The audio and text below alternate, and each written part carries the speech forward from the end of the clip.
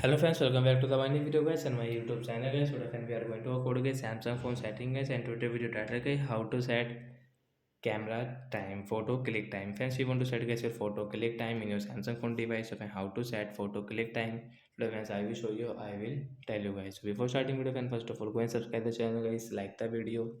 So friends, now let's see how to set photo click time in Samsung phone device. So when open your phone camera setting, after phone camera setting, as you can see, guys, phone timer icon guys tap here. Friends, you can see 2 second, 5 second, and 10 second. If you take a 2 second, we will tap here, and friends, you want to click photo. So friends, we will tap on photo. After 2 seconds, guys, automatically your photo will click.